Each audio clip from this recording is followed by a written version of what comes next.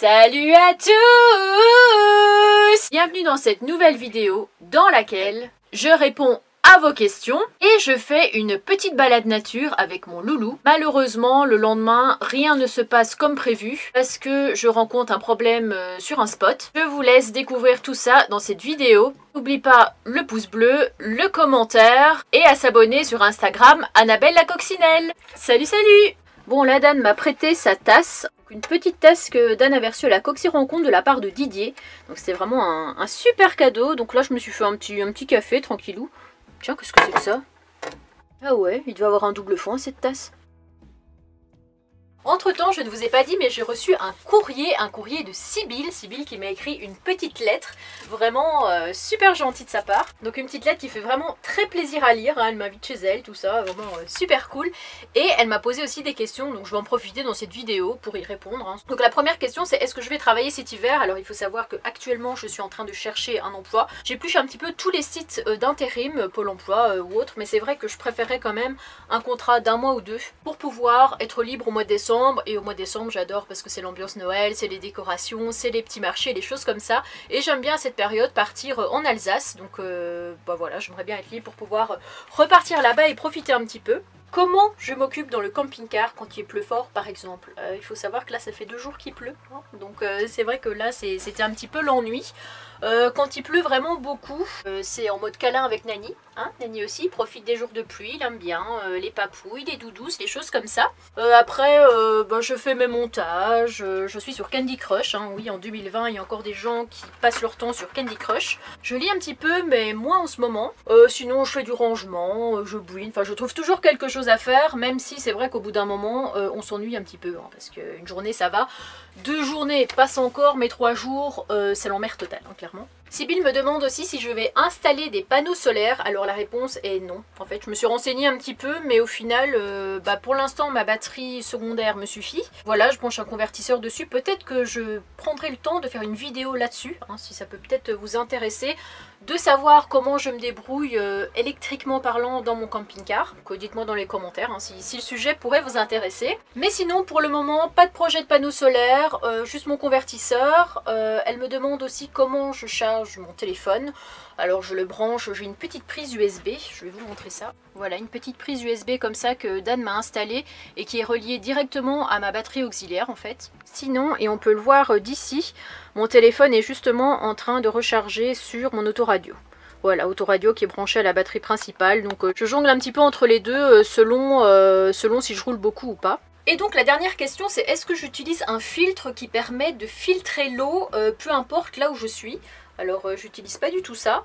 Voilà, j'utilise, bon ok d'accord, il y a du plastique, c'est pas très bien, mais en tout cas pour boire, moi je préfère boire de l'eau en bouteille. Donc voilà. C'est surtout parce que avant, quand j'étais en appartement, j'ouvrais le robinet d'eau et je buvais l'eau de mon robinet. Or qu'ici c'est de l'eau que je peux être amenée à trouver par exemple dans les cimetières, dans des toilettes publiques ou des choses comme ça. Et c'est de l'eau qui n'est pas forcément testée en fait. Enfin ils font pas de relevé en fait pour voir est-ce que c'est comestible. Est-ce que l'eau est potable, est-ce que l'eau n'est pas potable. Donc je préfère éviter et boire de l'eau en bouteille, mais que ce soit pour faire ma bouillotte, que ce soit pour me laver les dents, que ce soit pour me laver ou des choses comme ça. Là j'utilise l'eau de mon bidon, hein, donc mon bidon d'eau, mais je n'utilise pas de filtre. Elle m'a fait un petit dessin trop mignon avec mon petit camping-car. Mince, Dan va plus vite que moi, pas grave, je lui piquerai sa chemise. J'adore vraiment toutes les idées que vous avez, super originales. Et elle m'a offert aussi ce petit stickers de chat, je trouvais ça super mignon. Donc voilà, je lui ai trouvé sa place, je trouve que c'est plutôt mignon. Et Nani qui est là, qui regarde les gens passer. C'est vrai qu'il y a un petit air de ressemblance avec le stickers, le chat un petit peu roux. Alors Sybille m'a aussi offert un paquet de bonbons et on vient de l'ouvrir et regarder. Ça fait une galette de bonbons. Voilà, ça se mange en une fois. Donc là je vais quitter Dan pendant quelques jours et je vais aller me promener à la langue de Goût. Non, la lande de Goût. Enfin je vous mettrai ça en bas parce que ma connaissance des noms d'endroits reste toujours assez limitée comme vous pouvez le constater. Et donc c'est un endroit, voilà, c'est en pleine nature, ça s'appelle les Tourbières et j'y suis jamais allée, c'est dans l'Orne, hein, dans le 61 en Normandie. Et ça part du massif armoricain, ce genre de choses, et puis j'ai regardé les photos, ça a l'air très joli. Apparemment il y aurait des plantes carnivores, donc à voir ça. Ça va Nani? Les gens se demandent si tu fais un peu moins la tête. Il attend l'ouverture de la porte je pense. Mais c'est pas maintenant que je vais ouvrir parce que comme on va y aller, s'il sort maintenant, on ne le revoit plus avant ce soir. Voilà arrivé, je me suis garée là, mais vraiment en arrivant, j'ai vraiment cru que j'allais rester embourbée parce que juste ici, il y a une sortie de champ. Donc du coup, c'est vraiment engadouillassé. Là-dedans avec mon camping-car, je passe pas, sauf que en avançant, il en a mis sur la route. Donc j'ai cru que j'allais rester coincée, donc j'ai tapé un petit coup d'accélérateur et c'est passé comme une lettre à la poste. Donc là on est arrivé à la tourbière, nous on est là au niveau du parking, hop, tout droit pendant 300 mètres et après là on a la tourbière avec les fleurs je pense. Enfin ça a l'air en tout cas assez sympa à visiter. Et il y a aussi apparemment, en plus de la flore, il y a la faune. Et il y aurait des petits lézards comme ça avec des vipères. Bon, des vipères, ça par contre, j'espère quand même qu'on n'en croisera pas. Parce que ça me fait un petit peu peur. Donc pour vous donner une idée de là où ça se trouve, là il y a C. Je ne sais pas si vous connaissez. Là il y a Alençon. Vilaine-la-Juelle, c'est là où j'étais avec Dan, qu'on a fait le tour de l'étang de la Perle. Je me trouve là à côté de la langue de... Je me trouve là à côté de la lande de Goût.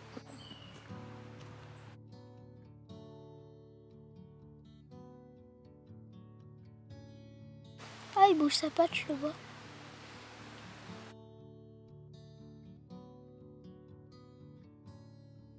Comme je vous avais déjà dit dans une vidéo précédente, c'est vrai que l'automne c'est vraiment une saison où j'adore aller me promener. C'est limite ma période préférée de l'année. Mais je sais pas si vous êtes comme moi, mais moi j'ai quand même assez peur des chasseurs, des tirs de chasseurs. Parce qu'avec tout ce qu'on entend, les tirs de balles perdues, les trucs comme ça, où le mec il prend son collègue pour un chevreuil et lui tire dans la tête. Enfin bref, des trucs assez sordides. Quand je me balade en forêt, je suis jamais très rassurée. J'ai limite envie d'enfiler une tenue de chevalier, là, armure, avec un gilet pare-balles pour être plus ou moins tranquille. Bon, je prends quand même le risque, malgré les chasseurs, de partir un petit peu en mode aventure en dehors des sentiers battus parce que je sais pas, j'ai envie d'aller voir s'il n'y a pas des champignons. Il y a l'air d'avoir pas grand monde ici, donc peut-être que personne n'est encore venu les chercher.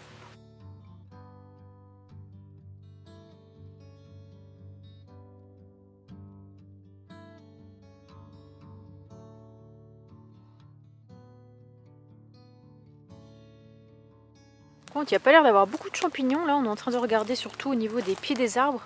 Parce que souvent, c'est là qui se logent. Les champignons, ça a toujours été un truc qui m'a intriguée. Et j'ai toujours voulu faire des journées mycologiques, mais il n'y a jamais eu ça dans le coin. Et cette année, avec le virus, hein, bien sûr, c'est annulé. Mais c'est des choses qui m'intéressent assez bien. J'aimerais bien apprendre sur les champignons. Savoir les différencier, etc.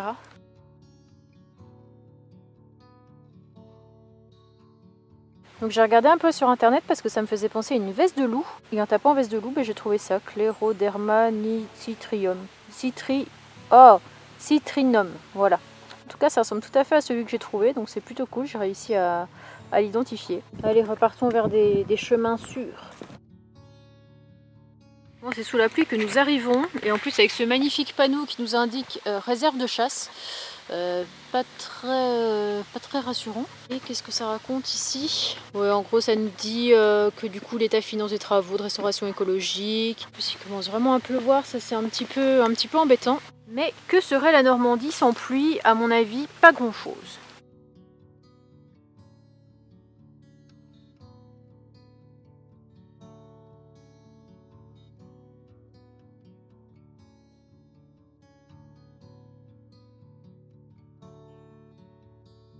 C'est plutôt sympa parce que tout le long de notre route, ils nous mettent des petits panneaux comme ça, avec la photo et puis ce que c'est. Par exemple, on apprend que ça c'est une fougère qui pousse que dans les milieux humides boisés. C'est la plus belle et la plus grande d'Europe. Voilà, ça peut atteindre 2 mètres, c'est quand même énorme. La voici.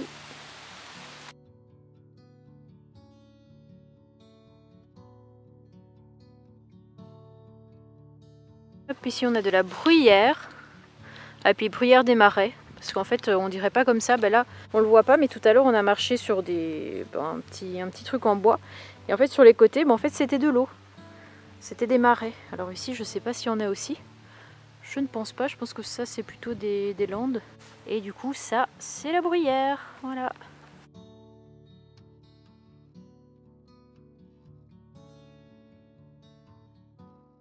En tout cas, c'est vraiment génial de trouver plein de lieux comme ça en pleine nature et de voir que ça existe et que c'est qu'on en prend soin en fait. Je prends vraiment beaucoup de plaisir à m'y balader et à vous partager ça aussi à vous qui n'avez peut-être pas la chance de visiter ce coin-ci ou autre.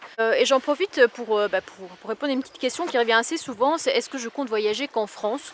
Eh ben pour le moment oui, hein, parce que c'est vrai que je le dis assez souvent, mais il y a assez de belles choses en France. J'ai déjà un petit peu voyagé à l'étranger, j'ai été en Italie, au Portugal, République tchèque, qu'est-ce que j'ai fait d'autre? J'ai fait la Slovénie, je devais faire l'Islande hein, avant qu'il y ait le confinement. J'ai été en Espagne, j'ai été en Belgique, j'ai été aux Pays-Bas, j'ai déjà été en Allemagne, enfin bref j'ai déjà fait plusieurs pays européens. Mais voilà, en tout cas je me plais bien en France, même les petits coins comme ça en Normandie. Parce que pour ceux qui ne le savent pas, la Normandie c'est là où j'ai habité pendant 11 ans avant de vivre en camping-car. Et je pensais avoir fait le tour et au final, bah, vous voyez, je trouve encore des coins assez sympas comme ceux-ci. Que ce soit cet endroit ou là c'est les châteaux que je vous ai fait voir. Je me fais attaquer par des bêtes sauvages. Bref, tous des lieux comme ça. Et puis bah, si ça vous plaît, dites-moi dans les commentaires. Hein. Pour moi, il n'y a pas besoin de partir à l'autre bout de la France, à l'autre bout du monde pour voir des belles choses. Donc moi, je me contente de peu. Enfin, je pense que vous l'avez vu avec mon camping-car, je me contente de très peu. Je suis assez minimaliste. Et puis des coins comme ça, moi franchement, je suis super heureuse de visiter des trucs comme ceux-ci. Même si c'est hyper simple, ça reste nature. Et j'adore.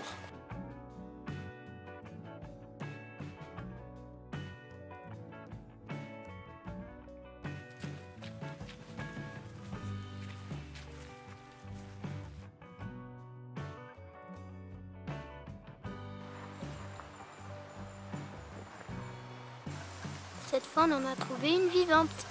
Ouais, c'est vrai que jusqu'à maintenant, il bougeait pas. Celui-là, il a l'air en pleine forme, en train de faire sa vie. Bon, on a continué à peu près 3 km et là, on se retrouve devant rien en fait. Je pense que... Ah, peut-être qu'on peut continuer par là-bas. On se retrouve à un croisement.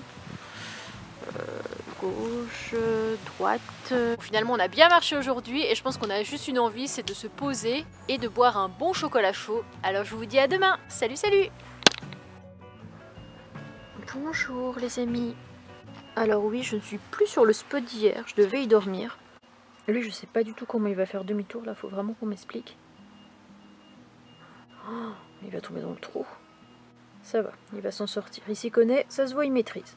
Donc hier, au moment où je vous ai laissé, j'avais fait ma petite balade en forêt, tout ça, et je me suis dit, pourquoi pas dormir sur ce spot, parce que c'est plutôt tranquille, en fait, c'est un parking... Le parking de la Tourbière, donc c'est vraiment un parking, il n'y a eu personne de toute l'après-midi, de toute la soirée, très peu de passages au niveau de la route plus loin. Donc je me suis dit, dodo là. Nani fait son dernier tour, sauf que vers 23 h, j'entends un coup de klaxon. Donc je sors du camping-car, je décide d'aller voir en fait, et là je me dis, il y a 3 possibilités. 1, Nani était sur la route et le mec a klaxonné. 2, c'est pour me faire chier, parce que peut-être qu'ils n'ont pas l'habitude en pleine campagne de voir des camping-cars à cet endroit-là, et j'étais quand même un peu visible de la route quoi. Troisième option, il y avait un gibier ou un truc comme ça sur la route, bon ça j'y croyais quand même moyen. Donc je sors du camping-car, et là je vois que Nani est complètement à l'opposé, il est au niveau de la forêt, il fait son petit tour, donc il est complètement à l'opposé, c'était pas à cause de lui qui klaxonnait. Je me suis dit, pour qu'il y ait une biche à cette heure-ci, au moment T, ou... ouais. Je sais pas trop. Je me suis pas sentie en hyper sécurité, donc je me suis dit il faut trouver un autre endroit. Alors c'est vrai qu'à 23 h c'est pas vraiment l'heure à laquelle je préfère trouver des spots, hein. Je préfère vous le dire tout de suite qu'à 23 h souvent je suis au lit avec ma bouillotte et puis la journée elle est finie, elle est rangée. Et clairement c'était déjà le cas parce que j'étais au lit avec ma petite doudoune, j'avais fait ma bouillotte, j'avais plus qu'à faire rentrer Nani et dormir en fait à ce moment là. On remet ses petites chaussures, j'avais une allure pas possible avec mes gros godillots plus mon pantalon pilou pilou, enfin ça ressemble à rien. Je me suis dit si les gendarmes me croisent c'est sûr, ils m'alignent. Donc je regarde un peu sur Park4Night, je me dis qu'est-ce que je peux trouver aux alentours, qui est plutôt calme, où je me sentirai en sécurité. Donc j'ai trouvé le spot où je suis et où je suis déjà venue plusieurs fois. Par contre le seul point négatif c'est que je suis très en pente, donc ça c'est vraiment assez embêtant pour dormir. Pas en pente comme ça mais en pente sur le côté. Donc je mets quand même en sorte que je dorme pas la tête en bas comme une chauve-souris. Mais ce matin, dès 7-8 h, il y a plein de gens qui ont commencé à rappliquer. D'habitude quand je viens ici, c'est vrai que c'est souvent les dimanches, donc les dimanches c'est un peu plus calme. Mais là il y a un énorme bus, il y a un mec qui était occupé ce matin avec des palettes un peu plus haut. Il y a plein de voitures qui sont arrivées, qui étaient collées au camping-car, pourtant le parking est quand même assez vaste. L'avantage c'est quand même que j'ai réussi à trouver un spot où je me sentais relativement en sécurité. Et puis on se dit que si on est en appartement et qu'on se sent pas en sécurité parce qu'il y a des loulous un peu bizarres qui traînent ou parce que le voisin a des comportements un peu bizarres, eh ben on peut pas partir, on est cloîtré là. Là l'avantage c'est que s'il y a un problème, eh ben on prend son volant et puis on se casse quoi. Bon ben j'espère que cette vidéo vous aura plu. Je vous retrouve mardi pour la suite des aventures dans laquelle donc je pars vers une destination inconnue parce que le moral n'était pas vraiment au beau fixe, donc j'avais besoin de bouger un petit peu. Donc je vous dis à mardi. Salut salut. T'es disposé comme un playboy là? T'es prêt? Regarde la caméra. Salut. Non, on doit pas t'entendre, c'est moi qui parle. Non, tu dois regarder là. Là, on n'oublie pas le pouce bleu. T'es prêt? On n'oublie pas... Ah, on recommence. Donc tu dis malheureusement le lendemain. Attends 2 minutes. T'es prêt? Ouais. Rien ne se passe comme prévu. Comment tu parles? On dirait que t'es un acteur de théâtre quand tu fais ça. Donc en gros... Donc voilà vraiment... Donc c'est vraiment... Donc vraiment...